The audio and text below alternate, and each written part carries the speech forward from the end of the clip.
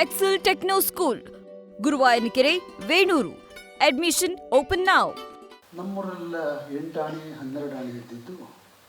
ಆಗ 3,000 ರೂಪಾಯಿ ಹೇಳಿದ್ರು ಸಿಟಿ ಮಾರ್ಕೆಟಲ್ಲಿ. 1 ಎಕರೆಗೆ ನಾನು ಹೆಬ್ಬಾಳದ ಇದಕ್ಕೆ ಹೋಗಿ ನೋಡಿದೆ. 1 ಎಕರೆಗೆ 25,000 kg ಬರುತ್ತೆ ಚೆನ್ನಾಗಿ ಮಾಡಿದ್ರೆ ಅಂತ ಇತ್ತು. ನಾನು ಹೊಸ ರೈತ, ಅದನ್ನು ಸೀರಿಯಸ್ ಆಗಿ ತಗೊಂಡು 4 ಎಕರೆಗೆ ಎಷ್ಟು ಬೇಕೋ 4 ಎಕರೆನ ಸಿದ್ಧ ಮಾಡಿಸಿದೆ. ಉತ್ತು, ಅದಕ್ಕೆ ಗೊಬ್ಬರ ಹಾಕಿ, ಕೆರೆಯಿಂದ ಮಣ್ಣು ಹೊಡಿಸಿ ಎಲ್ಲ ಮಾಡಿ 4 ಎಕರೆಗೆ ಇದು ಮಾಡಿಸಿದೆ. ನನ್ನ ಅಂದಾಜು ಸುಮಾರು 5.5 ಲಕ್ಷ ಬರಬಹುದಾಗಿತ್ತು ಎಲ್ಲ ಖರ್ಚುಗಳು ಕಡಿಮೆ. ನನಗೆ ಸಾಲ ಇದ್ದಿದ್ದು 5.25 ಲಕ್ಷ. ಹೀಗಾಗಿ ಇದಿಷ್ಟನ್ನು ಬೆಳೆದರೆ ನನ್ನ ಸಾಲ ಎಲ್ಲ ತೀರಬಹುದು ಅಂತ ಹೇಳಿ ನಾನು ಅಷ್ಟನ್ನು ರೆಡಿ ಮಾಡಿಸಿ ಒಟ್ಲು ಬಿಡೋದು ಅಂತಾನೆ. ಒಟ್ಲು ಬಿಡೋದು ಅಂದರೆ ಸಸಿಗಳು ಬಿಡೋದು. ಆ ಸಸಿಗಳನ್ನೆಲ್ಲ ಬಿಟ್ಟು ಅದನ್ನು ಹಾಕಿಸಿ 3 ತಿಂಗಳ ಬೆಲೆ. 3 ತಿಂಗಳಿಗೆ ಅದು ಬಂತು. ಅದಕ್ಕೆ ಎಷ್ಟು ಆರೈಕೆ ಮಾಡಿದೆ ಅಂದರೆ ಅವ್ರು ಹೇಳಿದ್ದಕ್ಕಿಂತ ಹೆಚ್ಚಾಗಿ ಬಂತು. ಟೊಮೆಟೊ ಹೇಳಿದ್ದಕ್ಕಿಂತ ಹೆಚ್ಚಾಗಿ ಬಂದಾಗ ಸಿಟಿ ಮಾರ್ಕೆಟಲ್ಲಿ 3,000 ರೂಪಾಯಿ ಇದ್ದಿದ್ದು kg ಇದಕ್ಕಿದ್ದಾಗ ಇಳೀತಾ ಇಳೀತಾ ಇಳೀತಾ ಇಳೀತಾ 5 ಪೈಸೆಗಿಳಿದೋಯ್ತು. 5 ಪೈಸೆಗಿಳಿದಾಗ ನಾನು ಹಿಂದೂಪುರ ಕಳಿಸ್ತಾ ಇದ್ದೆ. ಲಾರಿ ಬರೋದೆ, ಗಾಡಿಗಳು, ಲಾರಿಗಳು ಹೀಗೆ ಬರೋದು. ಅದಕ್ಕೆಲ್ಲ ಖರ್ಚು ಮಾಡಿಕೊಂಡು ಹಿಂದೂಪುರ, ತುಮಕೂರು, ಬೆಂಗಳೂರು, ಕಲಾಸಿಪಾಳ್ಯ ಇಲ್ಲೆಲ್ಲ ಕಳಿಸ್ತಾ ಇದ್ದೆ. ಕಡೆ ಇದು ನನಗೆ ಬಂದಿದ್ದು ಸಿಟಿ ಮಾರ್ಕೆಟಲ್ಪ ನನ್ನ ತೆಲುಗಲ್ಲಿ ನಮ್ಮೂರಿನವರು ನನ್ನ ಅಂಗಡಿಗೆ ಹಾಕಿ ಸ್ವಾಮಿ ನಾನು ಇದು ಕಳಿಸ್ತೀನಿ ಅಂತ. ಅವ್ರು ಕಳಿಸಿದ್ದು ಕಡೇ ಕಂತು 230 ರೂಪಾಯಿ. ನನಗೆ ಅದಕ್ಕೆ ಸಾಗಾಣಿಕೆ ಖರ್ಚಾಗಿದ್ದು 430 ರೂಪಾಯಿ. ಇದನ್ನೆಲ್ಲ ಸೇರಿಸಿ ಒಂದು ಇದನ್ನು ಬರೆದು, ಅದು ವಿನೋದವಾಗಿತ್ತು ಭಯಂಕರವಾಗಿತ್ತು ನನಗೆ ಗೊತ್ತಿಲ್ಲ. ನಾನು ಅದನ್ನು ಒಂದು ದೊಡ್ಡ ಆರ್ಟಿಕಲ್ ಬರೆದೆ. ನಾನೊಬ್ಬ ರೈತ, ಇನ್ನೆಷ್ಟು ದಿನ ಹೇಳಬಲ್ಲಿರಾ ಅಂತ ಒಂದನ್ನು ಬರೆದೆ. ಆವಾಗ ಗುಂಡೂರಾಯರು ಇಳಿಯೋ ಕಾಲ ಅಂತ ಹೇಳ್ತಾ ಇದ್ದೆ.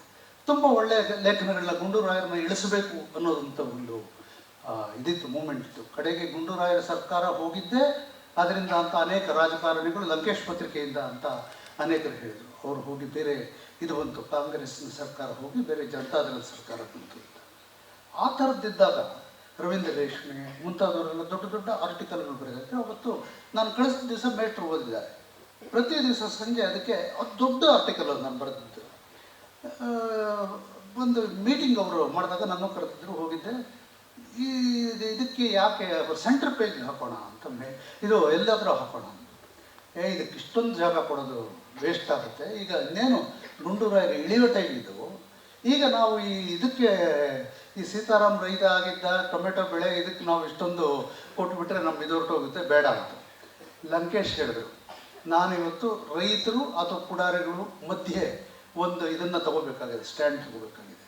ಗುಂಡೂರಾಯರನ್ನ ಇಳಿಸೋದಕ್ಕಿಂತ ರೈತನ ಕಷ್ಟ ಹೇಳೋದು ನನಗೆ ಬಹಳ ಮುಖ್ಯ ಅಂತ ಹೇಳಿಬಿಟ್ಟು ಸೆಂಟ್ರ್ ಪೇಜಲ್ಲಿ ಆ ಎಲ್ಲ ಕಾಲಮ್ಗಳಲ್ಲೂ ತುಂಬಿತ್ತು ಅದು. ಅಂದರೆ ಆವತ್ತು ಅವರು ಸುಲಭವಾಗಿ ಒಂದು ರೋಚಕವಾದ ಗುಂಡೂರಾಯರನ್ನ ಇಳಿಸುವಂಥ ಒಂದು ಕಥೆಯನ್ನು ಬರೀಬಹುದಾಗಿತ್ತು. ಆದರೆ ಅವರು ನಿಂತಿದ್ದು ರೈತನ ಪರ, ರೈತನ ಕಷ್ಟಗಳ ಪರ. ನಾನೊಬ್ಬ ರೈತ, ಇನ್ನೆಷ್ಟು ದಿನ ಹೇಳಬಲ್ಲಿರ ಅಂತ ಅವರು ಅದಕ್ಕೆ ಒಂದು ಇದು ಕೊಟ್ಟಿದ್ದರು. ಆ ಥರ ಯಾವುದನ್ನು ಅವರು ತಗೋಬೇಕು ಅಂತ ಅವರು ಹುಟ್ಟಿದ್ದು ಮಹಿಳಾ ದಿನಾಚರಣೆ ದಿವಸ. ಅದಕ್ಕೆ ಸರಿಯಾಗೇನೆ ಆಗಲೇ ನಮ್ಮ ಆಶಾದೇವರು ಹೇಳಿದಾಗೆ ವೈದೇಹಿ, BT ಲಲಿತಾ ನಾಯ್ಕು, ಸಾರಾ ಅಬೂಬಕರು, ಬಾನು ಮಷ್ತಾಕ್ ಇವರೆಲ್ಲರನ್ನೂ ಅಲ್ಲಿಗೆ ಒಂದು ವ್ಯಕ್ತಿತ್ವ ಕೊಟ್ಟು ಕರ್ಕೊಂಡ್ಬಂದು ಅವರಿಗೆ ಒಂದು ಪಾಲಿಷ್ ಮಾಡಿ ಅವರೊಂದು ದೊಡ್ಡ ಇದು ಅನ್ನೋ ಥರದ ಎಲ್ಲರ ಮನಸ್ಸಿನಲ್ಲಿ ನಿಲ್ಲೋ ಹಾಗೆ ಮಾಡ್ತಾಯಿದ್ರು. ಹೆಣ್ಣು ಮಕ್ಕಳ ಒಂದು ಎಂಪವರ್ಮೆಂಟ್ ಅನ್ನೋದನ್ನು ಅವ್ರು ಮಾಡ್ತಾಯಿದ್ರು.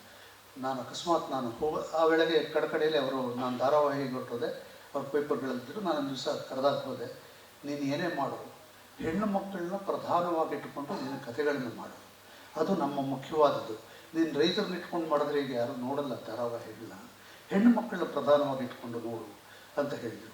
ನನ್ನ ಹೆಚ್ಚಿನ ಕಥೆಗಳಲ್ಲಿ ನಾನು ಹೆಣ್ಣು ಮಕ್ಕಳ ಪ್ರಧಾನವಾಗಿ ಲಂಕೇಶ್ರವರ ಮಾತುಗಳನ್ನು ಕೇಳಿಕೊಂಡು ಮಾಡಿದ್ದಕ್ಕೆ ನನ್ನ ಧಾರಾವಾಹಿಯೂ ಚೆನ್ನಾಗಾಯಿತು. ನನಗೂ ಒಂದಷ್ಟು ದುಡ್ಡು, ಸ್ವಲ್ಪ ಖ್ಯಾತಿ ಇವೆಲ್ಲನೂ ಬಂತು ಲಂಕೇಶ್ವರ ಮಾತು ಕೇಳಿದ್ದಕ್ಕೆ.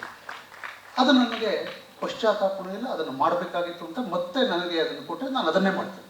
ಹೆಣ್ಮಕ್ಕಳನ್ನ ಎಂಪವರ್ಮೆಂಟ್ ಆಫ್ ವಿಮೆನ್ ಆ ಥರದ ಒಂದು ಕಥೆಗಳನ್ನು ಮಾಡ್ತೀನಿ. ನನ್ನ ಧಾರಾವಾಹಿಗಳೆಲ್ಲದರಲ್ಲೂ ಹೆಣ್ಣು ಮಕ್ಕಳು ಪೊಲೀಸ್ ಆಫೀಸರ್ಗಳಾಗಿರ್ತಾರೆ. ಯಾಕೆಂದರೆ ಅವ್ರಿಗೆ ಹೆಚ್ಚಿನ ಪವರ್ ನಾನು ಕೊಡೋದು, ನಾನಾಗ ನಾನು ಕೊಡೋಕ್ಕಾಗಲ್ಲ, ಆ ಪಾತ್ರ ಒದಗಿಸ್ಕೊಡುತ್ತೆ. ಆ ಥರದ್ದು ಮಾಡ್ತಾಯಿದ್ದೆ. ಆ ಥರದ್ದನ್ನು ಹೇಳಿದಾಗ ಹೀಗೆ ಲಂಕೇಶ್ರವರು ಯಾವುದು ಮುಖ್ಯ ಅವತ್ತಿನ ದಿನಕ್ಕೆ ಅನ್ನೋದನ್ನು ಇದು ಮಾಡ್ತಾಯಿದ್ರು. ಯಾವುದೋ ಊರಲ್ಲಿ ನಮ್ಮ ಗಂಗಾಧರ ಕುಷ್ಟಗಿ ಅಂತ ಒಬ್ಬರಿದ್ರು, ರಾಯಚೂರಿಂದ ಬರೆಯೋರು. ಅವ್ರಿಗೆ ಅವ್ರ ಊರಲ್ಲಿ ಯಾರೋ ಒಂದು ಕಾಗದ ಬರೆದ. ಅವ್ರ ಊರಲ್ಲಿ ಯಾರೋ ಇನ್ನೊಬ್ಬ ಯಾವುದೋ ಬೇರೆ ಇವನು ಇದು ಮಾಡ್ತಾ ಇದ್ದಾನೆ, ಅವನು ಲಂಕೇಶ್ ಪತ್ರಿಕೆಯನ್ನು ತುಂಬ ಓದ್ತಾನೆ, ಆದರೆ ಅವನು ಕಿರುಕುಳ ಕೊಡ್ತಾ ಇದ್ದಾನೆ ಅಂತ.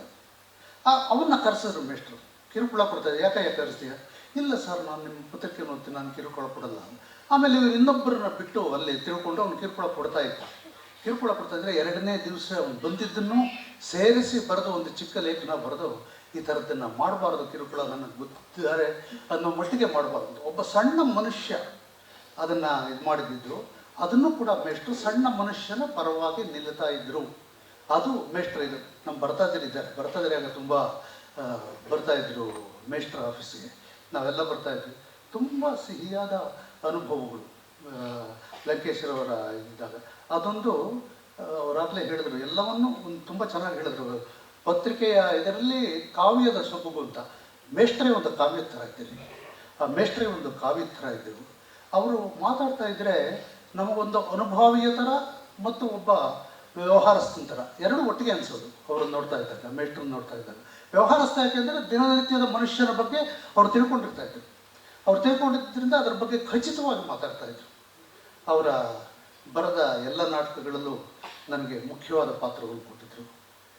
ಇದನ್ನು ಅನೇಕ ಕಡೆ ಹೇಳಿದ್ದೀನಿ. ಅವರೊಂದು ಸಿನಿಮಾ ಮಾಡಿದ್ರು, ಪಲ್ಲವಿ ಅಂತ ಸಿನಿಮಾ ಮಾಡಿದ್ರು. ಆ ಸಿನಿಮಾ ಮಾಡೋಳಗೆ ನಾನು ಗೌರವಿದ್ನವರಲ್ಲಿ ಕೃಷಿ ಮಾಡ್ತಾಯಿದ್ದೆ. ಕೃಷ್ಣಪ್ಪ ಅಂತ ಇದ್ದಾರೆ ನಮ್ಮ ಅವನು ಕೃಷ್ಣಪ್ಪ ನಮ್ಮ ಸ್ನೇಹಿತ ಲಂಕೇಶ್ವರ ಮನೆಗೆ ಬಂದು, ಲಂಕೇಶ್ವರ ಮನೆಗೆ ಕಟ್ಕೊಟ್ಟಿದ್ದು ಆ ಕೃಷ್ಣಪ್ಪನ. ನಾನು ಇದ್ದಕ್ಕಿದ್ದಾಗೆ ಲಂಕೇಶ್ವರಿಗೆ ಸಿನಿಮಾ ತೆಗಿಬೇಕು ಅನ್ನಿಸ್ಬಿಟ್ಟಿದೆ. ಸಿನಿಮಾ ತೆಗಿಬೇಕು ಅನ್ನಿಸ್ದಾಗ ಲಂಕೇಶ್ವರ ಏನು ಮಾಡಿದ್ರು, ಶಿವಮೊಗ್ಗದಲ್ಲಿ ಅವ್ರಿಗೊಂದು ಮನೆ ಇತ್ತು.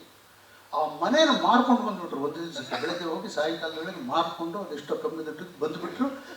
ಅದೆಷ್ಟೋ 1 ಲಕ್ಷ ಚಿಲ್ಲರೆ. ಅದು 1 ಲಕ್ಷ ಚಿಲ್ಲರೆಗೆ ಸಿನಿಮಾ ಮಾಡಬೇಕು ಅಂತ ತೀರ್ಮಾನ ಮಾಡಿಬಿಟ್ರು. ಸಿನಿಮಾ ಮಾಡಬೇಕು ಅಂತ ತೀರ್ಮಾನ ಮಾಡಿದಾಗ ಕೃಷ್ಣಪ್ಪನ ಕೈಯಲ್ಲಿ ಹೇಳಿ ಕಳಿಸೋದು ನನಗೆ. ನಾನು ಗೌರಿಬಿದನೂರಲ್ಲಿದ್ದೆ. ಗೌರಿಬಿದನೂರಲ್ಲಿದ್ದಾಗ ಬರ್ಬೇಕಂತ ಮೇಷ್ಟ್ರು ಸಿನಿಮಾ ಮಾಡ್ತಾರಂತೆ. ನಾನೇನೋ ನಿರ್ದೇಶನದಲ್ಲೋ ಅಲ್ಲೋ ಇಲ್ಲೋ ನನ್ನ ಕರಿಬೋದು ಮೇಷ್ಟ್ರು ಅಂತಂದ್ಬಿಟ್ಟು 2ನೇ ದಿವಸನೇ ಹೋದೆ. ಮೇಷ್ಟ್ರಿಗೆ ಏನ್ರಿ ಬನ್ನಿರಿ ಇಲ್ಲಿ ಅಂತಂದ್ರು. ಸರ್ ಏನು ಸರ್ ಸಿನಿಮಾ ಮಾಡಿದ್ರು? ಏನು ಸರ್ ನಾನು ಸ್ವಲ್ಪ ಬರಿಬೇಕಾ, ಸ್ಕ್ರಿಪ್ಟ್ಗೆ ಏನಾದರೂ ಸಹಾಯ ಮಾಡಬೇಕಾ, ಇದು ಮಾಡಬೇಕಾ ಅಂತ. ಅಲ್ರಿ ನೀವು ನನ್ನ ಸಿನಿಮಾದಲ್ಲಿ ಹೀರೋ ಮಾಡಬೇಕು ಅಂದರು. ಯಾಕೆ ಸರ್ ಹಿಂಗಂತೀರಾ? ಈಗೆಲ್ಲ ಚಾಕ್ಲೇಟ್ ಹೀರೋಗಳು ಬೇಕಾದಷ್ಟು ಚೆನ್ನಾಗಿದ್ದಾರೆ. ನಾನು ಸೊಟ್ಟಗೆ ನಡೀತೀನಿ, ಬದುಗಳ ಮೇಲೆ ನಡೆದು ನನಗೆ ಸೊಟ್ಟಗೆ ಇನ್ನೂ ನಡೆಯೋದು ಹೋಗಿಲ್ಲ. ಆಮೇಲೆ ನನಗೆ ಇಂಗ್ಲೀಷ್ ಚೆನ್ನಾಗಿ ಬರೋಲ್ಲ. ಆ ಥರದ ವಾತಾವರಣ ಇದ್ದರೆ ನನಗೆ ಬೆವರು ಬಂದುಬಿಡುತ್ತೆ. ನನಗೆ ಆ ಥರದ್ದು ಆಗೋದಿಲ್ಲ. ನನಗೆ ಆಗಲ್ಲ ಸರ್, ನಾನು ನೀವು ಇದನ್ನೇ ಅದು ದೊಡ್ಡ ಹೀರೋ ಹಾಕ್ಕೊಂಡಿದ್ದೆ. ರೇ, ಸೊಟ್ಟಗೆ ನಡೆಯೋನೇ ನನ್ನ ಹೀರೋ, ಇಂಗ್ಲೀಷ್ ಬರದೇ ಇರೋನೇ ನನ್ನ ಹೀರೋ, ಇವತ್ತಿನ ಸೊಫಿಸ್ಟಿಕೇಟೆಡ್ ಸಮಾಜದಲ್ಲಿ ಸರಿಯಾಗಿ ನಡ್ಕೊಳ್ದೇ ಇರೋನೇ ನನ್ನ ಹೀರೋ. ನೀವೇ ಮಾಡ್ಬೇಕ್ರಿ, ನೀವೇ ಮಾಡಬೇಕು ಅಂತ ಎಲ್ಲ ಹೇಳಿಬಿಟ್ಟು, ಆದರೆ ಹೇಳ್ತೀನಿ ಬಟ್ಟೆ ಬದಲಾಯಿಸ್ಕೊಡು, ಒಂದೇ ಬಟ್ಟೆಲ್ಲೇ ಇರಬೇಕು, ಫುಲ್ ಎಲ್ಲ ಇದ್ರಲ್ಲಿ ಬಿಡಿ ಸಿನಿಮಾದಲ್ಲಿ ಅಂತಂದ್ರೆ ಅದೇ ರೀತಿ ಒಂದೇ ಬಟ್ಟೆಲ್ಲೇ ಇದ್ದು ಆ ಸಿನಿಮಾದಲ್ಲಿ ಮಾಡಿದೆ. ಅದಕ್ಕೆ ರಾಷ್ಟ್ರ ಪ್ರಶಸ್ತಿ ಕೂಡ ಬಂತು. ನನ್ನನ್ನು ಅಂದಿರನವರು ಅವರೆಲ್ಲ ಇದಕ್ಕೆ ಕರ್ಕೊಂಡು ಹೋಗಿದ್ರು, ಡೆಲ್ಲಿಗೆ ಕರ್ಕೊಂಡು ಹೋಗಿದ್ವಿ. ಡೆಲ್ಲಿಗೆ ಕರ್ಕೊಂಡು ಹೋಗಿ ಅಲ್ಲಿ ತುಂಬ ಚೆನ್ನಾಗಿತ್ತು. ಆವತ್ತಿನ ದಿನದ ಲಂಕೇಶ್ ಮೇಷ್ಟ್ರ ಜೊತೆಯಲ್ಲಿ ಇರೋದು ಅಂದರೆ ಏನನ್ನೂ ಕಲಿತಾ ಇದ್ವಿ. ಅಗಾಧವಾದ ಹಾಸ್ಯ ಪ್ರಜ್ಞೆ ಬೇರೆ ಅವರಿಗೆ. ಇಲ್ಲೆಲ್ಲ ಹೇಳಿದ್ರು, ಭಾಳ ಸೀರಿಯಸ್ ಅನ್ನೋ ಥರ ಹೇಳಿದ್ರು. ಅವ್ರಿಗಿದ್ದಷ್ಟು ಹಾಸ್ಯ ಪ್ರಜ್ಞೆ ಯಾರಿಗೂ ಇರಲಿಲ್ಲ. ಪ್ರತಿಯೊಂದನ್ನು ತಮಾಷೆ, ವ್ಯಂಗ್ಯ, ಸಿಟ್ಟು, ಕಾವ್ಯ ಇವೆಲ್ಲ ಸೇರಿರ್ತಾ ಇತ್ತು ಅವರ ಇದರಲ್ಲಿ. ಇದೆಲ್ಲ ಇದ್ದು ಒಂದು ಪತ್ರಿಕೆಯನ್ನು ಅವರು ಮಾಡ್ತಾಯಿದ್ರು. ಇಲ್ಲಿ ಈ ಕವಿತಾ ಲಂಕೇಶ್ ಮೊದಲು ನನ್ನ ಕರೆದಾಗ ಇದೊಂದು ಹೊರಡಿಸ್ಬಿಟ್ಟಿದ್ರು, ಟಿ ಎನ್ ಸೀತಾರಾಮರವರು ಅಧ್ಯಕ್ಷತೆ ಅಂತ. ಮುಖ್ಯಮಂತ್ರಿಗಳಿದ್ದಾರೆ, ನನ್ನ ಯಾಕಮ್ಮ ಅಧ್ಯಕ್ಷ ಮಾಡಿದೆ, ನನ್ನ ಅಧ್ಯಕ್ಷ ಮಾಡಬಾರ್ದು ಅಂತ ಕವಿತಾ ಕೇಳಿದೆ. ಇಲ್ಲ ಅಲ್ಲೆಲ್ಲ ಜಾಸ್ತಿ ವಯಸ್ಸು ನಿಮಗೆ ಆಗಿರೋದು, ನೀವೇ ಅಧ್ಯಕ್ಷ ಆಗಿರಬೇಕು ಅಂತ ಕವಿತಾ ಹೇಳಿದ್ರು. ಮೇಷ್ಟ್ರು ಬಿರುಕು ಅಂತ ನಾಟಕ ಮಾಡಿದ್ರು. ಆ ಬಿರುಕು ತುಂಬ ಸರ್ತಿ ಪ್ರದರ್ಶನ ಆಯಿತು. ಆ ಟೈಮಲ್ಲಿ ರಾಮ್ಕುಮಾರ್ ಸ್ವಾಮಿ ಅಂತ ಒಬ್ಬರು, ಅವ್ರ ಹೆಸರು ಹೊತ್ಕೊಂಡಿದ್ದೀನಿ. ಅವರು ಯಾವಾಗಲೂ ಕಲಾಕ್ಷೇತ್ರಕ್ಕೆ ಬರೋದು, ಅಲ್ಲಿ ನೋಡೋದು, ಇಲ್ಲಿ ನೋಡೋದು, ಸೂಟ್ ಹಾಕ್ಕೊಂಡ್ಬರ್ತಾಯಿದ್ರು ಯಾವಾಗಲೂ. ಅವ್ರದ್ದೇನೆಂದರೆ ಎಲ್ಲರೂ ಈ ಚಿಕ್ಕಪುಟ್ಟ ಸಂಸ್ಥೆಗಳಿರುತ್ತಲ್ಲ, ಹುಡುಗರು ಮಾಡ್ಕೊಂಡಿದ್ದು, ಅದಕ್ಕೆ ದುಡ್ಡು ಕೊಡ್ತಾಯಿದ್ರು, ನೀವು ಸಂಸ್ಥೆ ಮಾಡೋದಿತ್ತು. ಅವರು ದುಡ್ಡು ಕೊಡ್ತಾ ಇದ್ರಲ್ಲ ಅಂತ ಅವ್ರನ್ನ ಅಧ್ಯಕ್ಷರಾಗಿ ಹೋಗ್ತಾಯಿದ್ರು. ಅವರೆಲ್ಲದರಲ್ಲೂ ಹೆಚ್ಚಿನಾಗಿ ಅಧ್ಯಕ್ಷರಾಗಿ ಹೋಗ್ತಾಯಿದ್ರು. ಈ ಬಿರುಕು ಆಗ್ತಾ ಇತ್ತಲ್ಲ, ಇವ್ರು ಯಾವಾಗಲೂ ಕಲಾಕ್ಷೇತ್ರದಲ್ಲಿ, ನಾನು ಮೇಷ್ಟ್ರು ಒಂದು ದಿವಸ ಕಲಾಕ್ಷೇತ್ರಕ್ಕೆ ಅಲ್ಲಿ ನಿಂತಿದ್ರು. ಆ ವೇಳೆಗಾಗಲೇ 3-4 ಪ್ರದರ್ಶನ ಆಗಿತ್ತು ಬಿರುಕುದು. ಅವ್ರು ನಿಂತಿದ್ದಾಗ ರಾಮಸ್ವಾಮಿ ಕುಮಾರ್ ಅವ್ರನ್ನ, ನೀವು ಬಿರುಕು ನೋಡಿದ್ದೀರಾ ಅಂತ ಕೇಳಿ. ನೋಡಿದ್ದೀನಿ, ಆದರೆ ನನ್ನ ಅಧ್ಯಕ್ಷತೆಯಲ್ಲಿ ನೋಡಿಲ್ಲ ಅದನ್ನು ಅಂತ. ಏನ್ರಿ ಇವರು ನನ್ನ ಅಧ್ಯಕ್ಷತೆ ನಿಮ್ಮ ಅಧ್ಯಕ್ಷತೆಯಲ್ಲಿ ನೋಡೋದು ಬೇರೆ ಥರ ಕಾಣಿಸುತ್ತೇನ್ರಿ ಅಂತಂದರು. ಇಲ್ಲ, ಮಧ್ಯದಲ್ಲಿ ನನ್ನ ಕೈ ಮುಗಿದಾರಲ್ಲ ಅವರು, ಅದರಿಂದ ಬೇರೆ ಥರ ಕಾಣುತ್ತೆ ಇದ್ರು ರಾಮಸ್ವಾಮಿ ಕುಮಾರ್ ಅವರು. ಈ ಥರದ ಅದಕ್ಕೆ ಎಷ್ಟು ನಕ್ಕಿದ್ದೀವಿ ನಾವು ಅಂದರೆ, ಲಂಕೇಶ್ ಆ ತಮಾಷೆಗಳು, ಇದು ನಾನು ಪ್ರಪ್ರಥಮವಾಗಿ ಲಂಕೇಶ್ ಅವ್ರನ್ನ ಬಗ್ಗೆ ಕೇಳಿದ್ದು ಕವಂ ರಾಜಗೋಪಾಲ್ ಒಂದು ದೀಪಾವಳಿ ಸಂಚಿಕೆಯಲ್ಲಿ ನನ್ನ ತಂಗಿಗೊಂದು ಗಂಡು ಕೊಡಿ, ಆಗ 74ರಲ್ಲಿ ಫಸ್ಟ್ ನಾಟಕ ಬಂದು ಅವರು 70ರಲ್ಲಿ ಬರೆದ್ರು. 74ರಲ್ಲಿ ಹೊಸ ಬಗೆಯ ನಾಟಕಗಳು ಅಂತ ಅದನ್ನು ಬರೆದಿದ್ರು. ಅದನ್ನು ಬರೆದಾಗ ನನಗೆ ಎಷ್ಟು ಇಂಪ್ರೆಸ್ ಆಗೋಯ್ತು ಅಂದರೆ, ಕವಂ ರಾಜಗೋಪಾಲ್ ಅವ್ರನ್ನ ನೋಡಿರಲಿಲ್ಲ, ನೋಡಿಬಿಟ್ಟು ಲಂಕೇಶ್ ಅವ್ರ ವಿಳಾಸ ಕೊಡಿ, ನಾನು ನಾಟಕ ಮಾಡಬೇಕು ಅಂತ ಲಂಕೇಶ್ ಅವ್ರ ವಿಳಾಸ ತಗೊಂಡು ಸಾಹಿತ್ಯ ಪರಿಷತ್ತಲ್ಲಿ ಆ ನಾಟಕ ಮಾಡಿದ್ವಿ. ಇಂದ್ರಮ್ಮನವ್ರು ಬಂದಿದ್ರು, ಗೌರಿ ಬಂದಿದ್ದಕ್ಕೆ, ತುಂಬ ಚಿಕ್ಕ ಹುಡುಗಿ.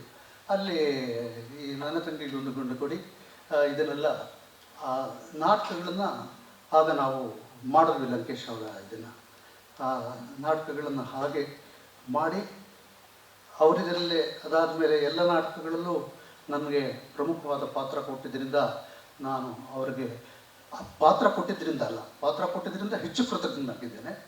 ಮತ್ತು ಅವರ ಕನ್ನಡಕ್ಕಾಗಿ ಮಾಡಿದ್ದಕ್ಕೆ ನಾನು ತುಂಬ ಹೆಚ್ಚಿನ ಇದನ್ನು ಸೇರ್ತೇನೆ. ಆಗ ಕವಂ ರಾಜಗೋಪಾಲ್ ಹೀಗೆ ಬರೆದ್ರಲ್ಲ, ಅದಕ್ಕೆ ನೆಕ್ಸ್ಟ್ ಸಂಚಿಕೆಯಲ್ಲಿ ಮೇಷ್ಟ್ರೊಂದು ಇದು ಬರೆದರು, ಕವಂ ರಾಜಗೋಪಾಲ ನವ್ಯ ಕಾವ್ಯದ ಬಾಲಕ್ಕೆ ಅರ್ಥ ಹಚ್ಚುವುದು ವ್ಯರ್ಥ ಅಂತ ಒಂದು ಬರೆದಿದ್ರು. ಆಮೇಲೆ ನನಗೆ ಅವರಿಗೂ ಭಾಳ ಸ್ನೇಹಿತರು, ಏನೋ ನಿಮ್ಮ ಬಗ್ಗೆ ಹೀಗೆ ಬರ್ತೀನಿ ನೋಡ್ದಿ ಅಂತ, ಕರೆಕ್ಟಾಗಿ ಬರ್ತಿದ್ದೀಯ ಬಿಡು ಅಂತ. ಅವರು ಭಾಳ ಸಂತೋಷವಾಗಿ ರೈಟ್ ಅರ್ಥಾಗಿ ತಗೊಂಡ್ರು.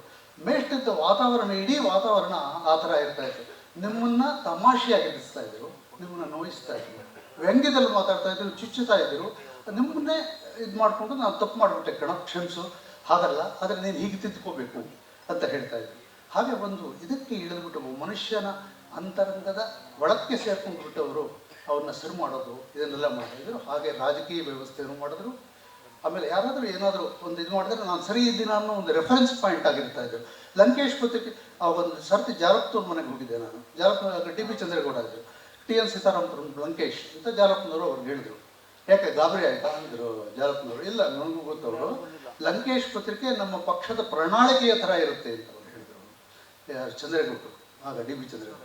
ಆ ಥರದ ಒಂದು ಗಾಢವಾದ ಪ್ರಭಾವ, ಒಂದು ಗುರುತ್ವವನ್ನು ಎಲ್ಲರೂ ಹುಟ್ಟಿಸಿದಂಥ ಮೇಷ್ಟ್ರು ಅವಾಗಲೇ ಅವ್ರು ಹೇಳಿದ್ರು, ಮೇಷ್ಟ್ರು ಬರ್ತಾರೆ ಅಂದರೆ ಹೆದರ್ಕೊಳ್ತಾ ಇದ್ರು.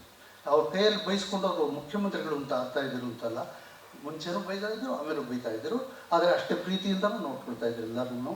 ಲಂಕೇಶ್ ಇವತ್ತಿರಬೇಕಾಗಿತ್ತಲ್ಲ, ಅದಕ್ಕಿಂತ ಇವತ್ತಿನ ಕಾಲದಲ್ಲಿ ಈ AI ಯುಗದಲ್ಲಿ ಮತ್ತು ಇಷ್ಟು ಯಾವುದೋ ಒಂದು ಅರಾಜಕ ಸ್ಥಿತಿ ಬಂದಿರುವಂಥ ಒಂದು ಸಮಯದಲ್ಲಿ ಅಲ್ಲೆಲ್ಲೋ ಯುದ್ಧ ಕಾರಣ ಗೊತ್ತಿಲ್ಲ, ಪ್ರಪಂಚದಲ್ಲಿ ಏನೋ ಮನುಷ್ಯನ ತಲ್ಲಣಗಳು ಸಾವಯವ ಹೇಗೆ ನಿರ್ವಹಿಸ್ತಾ ಇದ್ರು ಅಂತ ನೋಡೋದಕ್ಕೆ ಎಲ್ಲ ಭಾಳ ಮೇಷ್ಟ್ರು ಚೆನ್ನಾಗಿ ಇಲ್ಲಿ ಮಾತು ಹೇಳ್ತಾ ಮೇಷ್ಟ್ರಿದ್ದಾರೆ ಅಂತ ಶಿಕ್ಷಕರಾಗಿ ನನ್ನ ಮೇಷ್ಟ್ರಿಗೆ ನಮಸ್ಕಾರ.